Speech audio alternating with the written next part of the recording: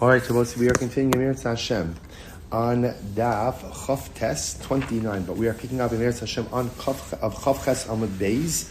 We left off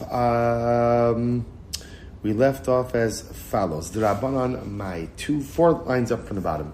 So remember, again, we're dealing with the fascinating and riveting and incredible discussion regarding Chazaka, and the concept that Chazaka is established after 3 years. So remember, again, we had the Holche Usha, which we identified as Rabbi Shmuel, who ultimately hold that the concept of 3 years is learned out from Shar Hamuad. Comes the Gemara, the Rabbanon Mai. What about according to the Rabbanon? From where do we learn out the concept of Chazaka being 3 years? Amar Rav Yosef, Kruksiv, there's a pasuk, Sados ba'kesef yiknu, v'kasov ba'sefer v'chasom. The pasuk says by the Navi Yirmiyahu. Yirmiyahu was warning Klal Yisrael that they were going to be exiled. So he says to Klal Yisrael, purchase your fields with money and record your deeds in a document. V'kasov ba'sefer v'chasom, literally write it in a document and sign it. So the Gemara says something amazing. Shahari Navi omi be'esra masra ala chad esrei. So remember again, Yirmiyahu is telling them, he's warning them in year number 10, right? And he's telling them that in year number 11, you are going to be exiled. Rashi says over here, so Yirmiyahu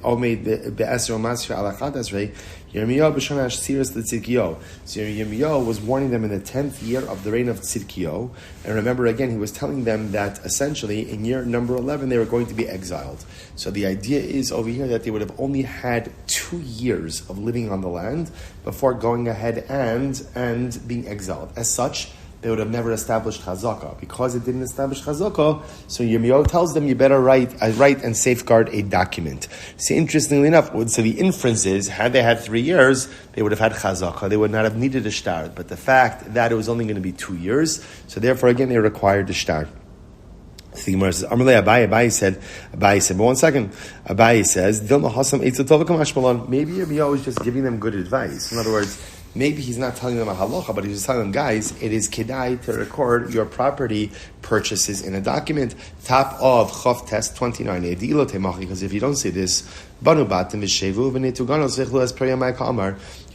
tells the Jews who had already settled in Bava, the Jews who had already been exiled, he tells them, Chevra, build homes for yourselves and plant gardens and eat the fruit. What he was telling them was, get comfortable because Galus, well, don't get comfortable, but create a life for yourself because Galus is going to be long. Galus is going to be long. So therefore he tells them in Bavel, build homes, plant vineyards, plant fields, get ready for the long Galus. So the Gemara says, my Kamer. So clearly Yirmiyahu he's not espousing a halacha, he's espousing an Eitzah Tova, a good piece of advice. Ela Eitzah Tova kamash malon, hachanami Eitzah Tova kamash malon. So again, just like Yirmiyahu was telling the Jews of Bavel, build homes, plant fields, because the Galus is going to be a long one. So perhaps the Jews of Eretz Yisrael, he's giving them Eitzah Tov, he's giving them good advice also. Chavra, write down, record your purchases, and make sure that you have signed documents. But lav dafka that he's teaching them a halacha by chazaka. Maybe he's just giving them Eitzah Tova. There's also, I think, a profound lesson in this, that Yirmiyahu Navi was saying to the Jews in Bavel that the Galus is going to be long. So, we've spoken about this so many times, that so often in life we have circumstances that we did not ask for, and circumstances that we did not expect, or circumstances that we didn't plan for are visited upon us. And a person has a choice to either go ahead and spend all of their energy lamenting what is, or lamenting what should have been or what could have been, or somehow pivoting and leaning into what is. So it's almost incredible that Yirmiyahu Navi tells the Jews in Bava, listen, Chevra, Galus is going to be long. So you have to maximize it. You have to maximize it. So build yourself homes, right? Be successful. Plant fields. Be successful. It's difficult and it's compromise. And I understand it's not what you want and it's not where you want to be or how you want life to unfold. But all too often in life, we don't get to choose our circumstances. We just have to roll with it. And when faced with circumstances that we do not want and not of our own choosing, it is all about maximization of those very same circumstances. So therefore, I will say we're still back to how do we know the concept of 3 years of chazaka according to the Rabbanon. So Rabbi says it's almost like a svara. For a year, if someone's living on my property, all right, I'll let it go. Maybe even 2 years, I'll let it go. 3 years, I'm not mochel. 3 years is not mochel. And therefore, again, if someone is living on my field and I don't say anything for 3 years, that's a clear indication that the person living there is the true owner. Abai says, well, 1 second, if that's the case, ki hadra ara ti hadra levar mi pire.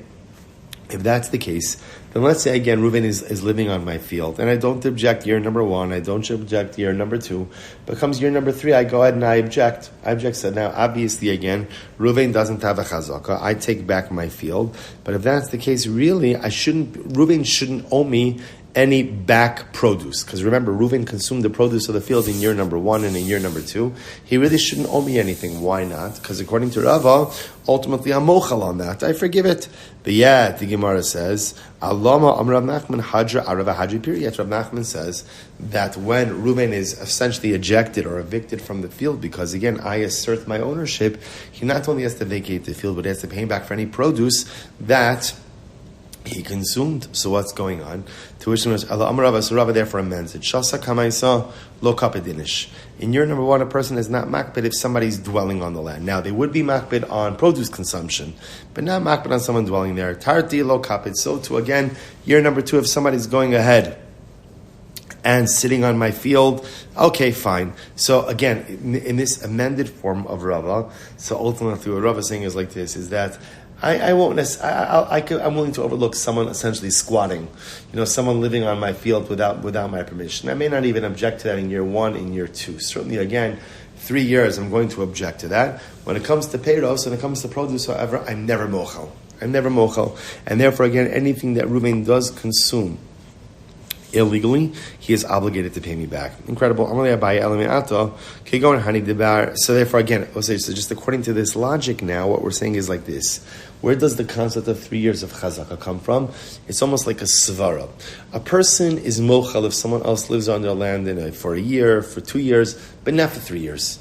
So therefore, again, if I live on someone's land uninterrupted or uncontested for 3 years, that is halachically a valid demonstration of ownership. So the Gemara goes back to the Gemara says, if that's the case, Abai responds, Abai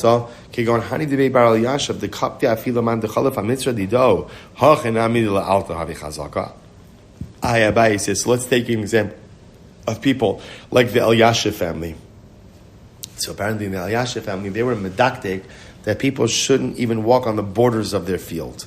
So people like that would certainly not let anyone live on their field for long periods of time. So therefore, maybe for someone like the Elyashiv family, if you were to live on one of their fields even for less than 3 years, then halacha l'maisa, again, that should create chazaka.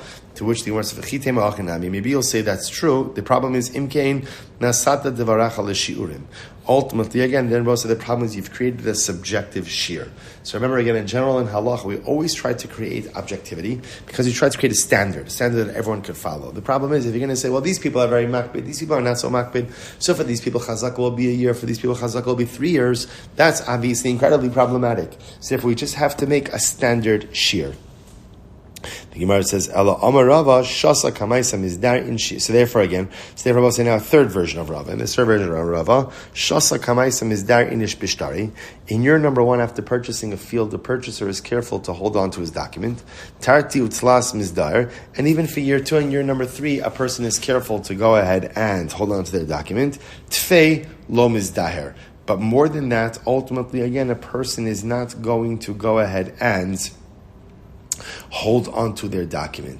So this is actually very interesting. So halacha l'maisa, what the Gemara is suggesting is as follows. Maybe the idea is like this: that after 3 years, a person knows that they've already established residence, and therefore halacha l'maisa, they're not careful with keeping their paperwork that shows that they are the true buyer or true owner of the field. And therefore, again, because a person is not careful with keeping their paperwork after 3 years, therefore Chazaka says after 3 years, again, uncontested usage of the field creates Chazaka. Incredible. So the Gemara says, if that's the case, then halacha l'maisa, when, let's say again, so now in this case, what we're saying is like this: I'm living in a field, and I've lived there for 3 years. So now, Reuven comes along, and Reuven says, sorry, that's my field. So the Gemara says, after 3 years already, a person is not careful to hold on to their paperwork, and therefore, again, my uncontested residence is in and of itself proof that I am the owner of this land. Gemara says, here's the problem with that. Here's the problem. So what happens if Reuven were to object in year number 2, but Reuven objects to my living on the field, but he objects not in my presence? That's macha shelo b'fanav. Ultimately an objection, but not in the presence of the other party. So that shouldn't be a good macha, right? Because again, if that shouldn't work. Why? Because if Reuven is going to lodge a complaint, he should have to lodge a complaint in my presence, because that way I could counter. And especially if it's during the 3 years, I'll still hopefully have my paperwork and I'll be able to go ahead and counter his complaint. Because I say to Reuven, had I heard that you were complaining during year number 2, I would have been careful to hold on to my document. No, that's not a good time. Why? Because Reuven could say back, Chavrach, Chavra Islay, the Chavra Islay.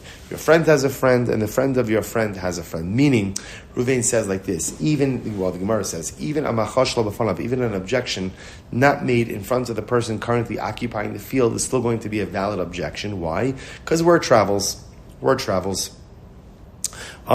therefore, Rabbi say what comes out of here is as follows. So therefore, here's what we have, right? Everyone is agreeing that the concept of 3 years establishes chazaka.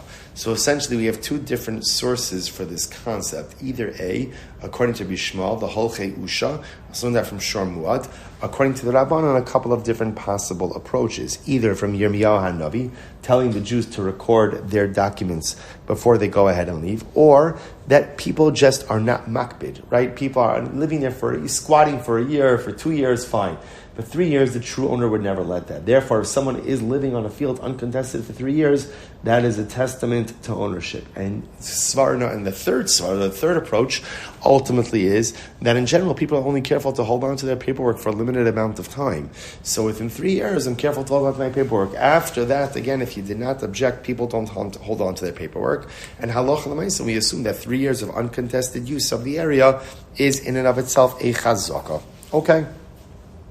So let's go back there. So the Gemara says, Amar Rav Huna, Shalosh Shanim Sha'amru. The 3 years that we're talking about over here, Hu Sha'achlan Ritzufos. This is very interesting. This is about consecutive 3 years. So 3 years of Chazaka means consecutive 3 years. I says the Gemara, so okay, Makamashal, what's the Chiddush? We already learned this. Tanina, Cheskasan Shalosh Shanim Yom Niyom. We already learned this, that the Chazaka is 3 years. Consistent. What would you have thought? So ultimately, again, I would have thought that ultimately Yom Liyom goes ahead and comes to exclude intervals. In other words, maybe I could do like this. Maybe I could do like, I would have thought that Yom Liyom means like this, that you can't do, like 2 days here and then nothing for 3 days and another days on. That you can't do. But maybe 1 year occupying, the next year not there, another year occupying, 2 more years go by not there. I might have thought that could work. The Gemara says, that it has to be consistent. Yom Yom means it has to be literally consistent. But even Rav Huna, right? Even Rav Huna, who holds that the 3 years have to be consistent, agrees in the following case. Ba'asre demovri bagi. So I'll say even Rav Huna agrees in the case where, let's say you had certain places where it was customary to plant the fields for 1 year and then allow them to lay fallow for another year. So in that case, again, you don't need consistency in order to go and establish chazaka. Look at Rashi. Ba'asra demovri bagi. B'makom shenogin lezroa shana or lehover shana. You plant the field for 1 year, leave it fallow for a different year. Sholahachish es karka. They did this to preserve like the nutrients of the soil. The Gemara says, so ultimately, again, I will say, so in this kind of case, again, the chazaka is established through 3 years, but they're not going to be consistent years. They're not going to be consistent. But that works because in this locale, that's called consistent. So the Gemara says, Pshita, isn't that obvious? No, what's the Chiddush? The Chiddush is, I'm living in a field, so again, I'm occupying this field, and it's a place where some people leave a fallow year, and some people don't leave a fallow year. First white line, what would you have thought? Right? Vahai govra movro. So we'll say, so ultimately, again, because maybe we can say like this, I occupied it 1 year, then left it fallow for another year. So Reuven could say to me, if it was really yours, then halacha l'maisa. ultimately, again, you should have planted it in year number 2 as well. To which the Gemara says, I'm sorry, Kamashlan da Amrle, Chad Ara Bekuli Baga Lo Matzin Lamintar. So I could respond back and I could say, Ruvain, no. The reason I didn't do that is because if I'm the only guy planting my field and no one else's field, people used to they hired security guards. So remember, normally the cost of the security guard was defrayed amongst all of the people, all of the field owners. If I'm the only guy planting my field this year, I'm going to have to bear that cost all alone. And that's not right. The other possibility is, or I could also say, no, I want to leave the field fallow, because when you leave the field fallow, the following year, the produce is even more incredible. All right, wonderful. So Gemara goes like to Tanan, Cheskas habatim. So remember again, the Mishnah spoke about a chazaka on homes. Vaha batim to be imami yadi bilali yadi. So again, if we go with this idea that halacha l'maisa, chazaka requires consistency. So how do you ever attest to consistency in a home? After all, again, in a home, you could see people living there by day, but who knows if they're living there by night? Rabbi man masid avati shivavi. Who in general testifies about occupancy of a home? Neighbors. Shivavi meida yadi bima balayla. It's good. It's a good musar. Neighbors know everything. So neighbors know if you're there by day, they know if you're there by night. Rava says, Ki gon da asu beit sheva amri, ananagrina mine, vidarina beit tlas shnin, V'darina beitlas shnin b'imama ubalayla.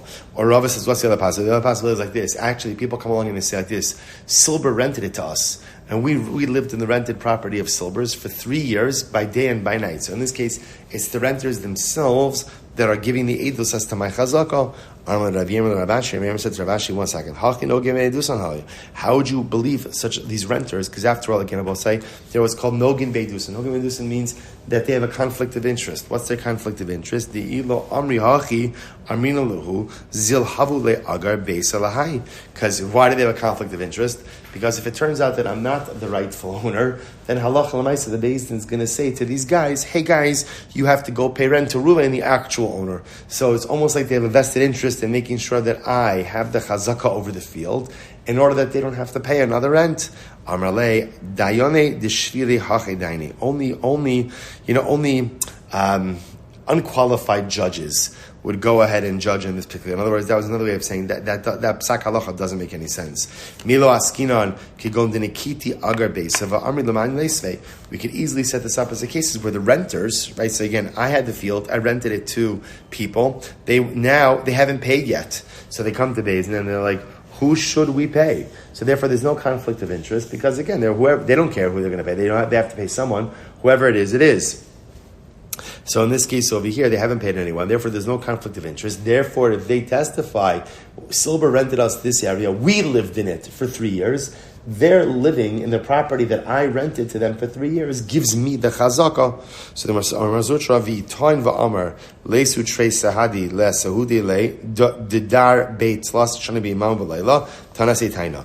That was interesting. Now, so in general, what it appears to be is like this. When I have been living there for 3 years, so the assumption is if I could prove that I've been living there for 3 years, I don't necessarily have to prove that I've been there by day and by night.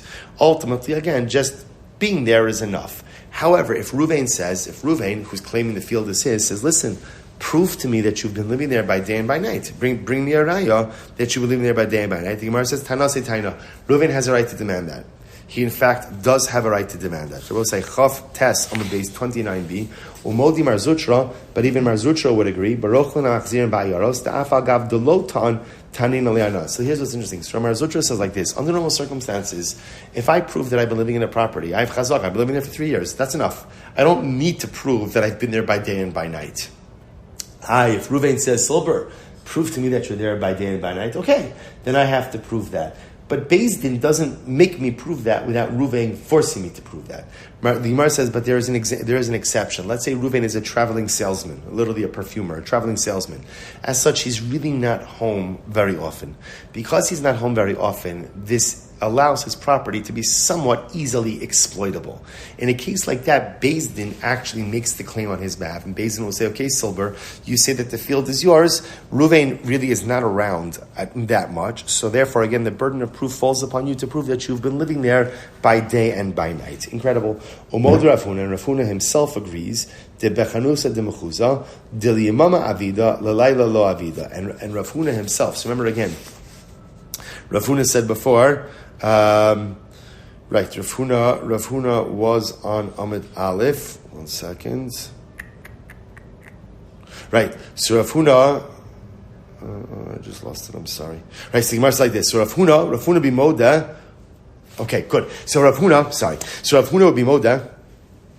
Rav Huna be moda that halacha l'maisa, right? So again, Rav Huna said on Amid Aleph that for chazaka you need ritzufos. You need it to be continuous. Even Rav Huna says he needed a continuous, would say, that if you have a space that is only used by day, for example, a store. So let's say again, the space that I was occupying was not a store, it was not a house, but it was a store. So the store is only open by day, it's not open by day and by night. So even Rav Huna would agree that I don't have to establish a domicile by day and by night, just by day. Rabbi Bar Chama, Gemara tells the story. Rabbi Bar Chama, Rav Ukva Bar Chama, Zavin Hahi Amsa Bahadiyadadi. Interesting story over here. Rabbi Bar Chama and Rav Ukva Bar Chama bought a maidservant together, partnership. Mar ishtamish beberishon u'shlishis v'chamishis. So one of the Rabbanim used her for on year 1, year 3, and year 5. Umar ishtamish shniya revias v'shishis. The other one used 2 years 2, 4, and 6. So we'll say, the Gemara says, Nafik ar iluva. So what happened? So now these two Rabbanim were partners. Then Reuven, we'll call him Reuven. Reuven came along and said, hey, the maidservant is mine. Chevra, you took her from me, she's mine. So Asu Shali Kami the Rabba. So they came before Rabba. Amru lahu, my time aviditu hachi. So he says to Rabbi Bar Chama and Rav Ukva Bar Chama, why did the two of you arrange it like this? That one of you uses her, has her work for you years 1, 3, and 5, and the other one is 2, 4, and 6. Why did you do that? The Gemara says, obviously, and we know why you did it.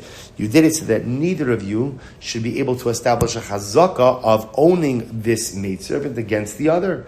Well, the Gemara says, so again, interestingly enough, they came before Rava said the same way that your staggered usage prevented you from having a chazaka on one another. It also prevented you from having a chazaka in the Welt, in the world. So in other words, you don't have a combined chazaka against Reuven's claim either. The Gemara says, "V'lo amran ela delo kasav itra." Avakasav itra kala isle, and this is all assuming that Rav Ukva and Rami did not go ahead and write a shtar. But had they written up a shtar, and the shtar outlined their staggered usage, a shtar has a kol, and ultimately, again, that would create a joint chazaka. Incredible. Amar Rava said, Achla kula chutz miveis rova, kana kula chutz miveis rova. So Rava, interesting halach over here. So Rava says like this. Let's say I'm occupying land, and I used all of it except for a base rova. That's an area of land. So what's the halacha? Kana kula chutz miveis rova. So my chazaka works for the entire area, except for the particular base rova. Amra Rav Huna ben Rav Yoshua, v'lo Amran ela debar zriyahi. Ultimately, again, it's Rav Huna ben Rav Yoshua said, and this is only true if the base rova can be planted. Only true if it can be planted. If it's a plantable area. Avalav bar zriyahi. But let's say again, so it happens to be, I used the whole land. I didn't use this base rova because it wasn't plantable. So the Gemara says, then that's fine. Kanile agav ara. Then I acquire the non-plantable land by dint of the plantable land. Maskav Rav Bibi Barabai. So Bibi Barabai says, 1 second. So if that's the case, in general, how do you acquire non-plantable land? Summa means a rock. Let's say again, I'm occupying land that's not plantable. So again, how would I acquire that through chazaka? Because what we're saying is generally chazaka is established through working the land. And even if it's a non-plantable area, so the non-plantable area will be acquired by dint of the plantable area.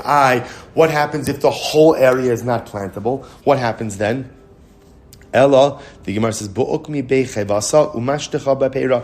if the area is not plantable, you could still use it. So literally, again, you allow your animals to graze there, or you spread out your fruit there. So in other words, that you could still demonstrate usage, ultimately again, even if you're not planting it there. Hachenami ibayli lu'ukume becheyusa. Inami mashtacha pera. So too over here, halach l'maisi, you can say the same thing. Even in this case of the Beis Rova, even if the Beis Rova is not plantable, halach l'maisa, it should still be used in some way. Allow your animals to graze there, spread out your fruit there. So therefore, it turns out that although we thought that if I'm occupying, farming land, and then there's a Beis Rova that's not usable for farming purposes, I would have thought that I acquire the Beis Rova by dint of the farming land. Kamash Mola, no. Even if it's not farming land, chazaka only works if it's used. So use it as grazing land or use it as area where you could spread out your fruit. All right, we'll stop over here for today. Shkoyach everyone, and have a wonderful day.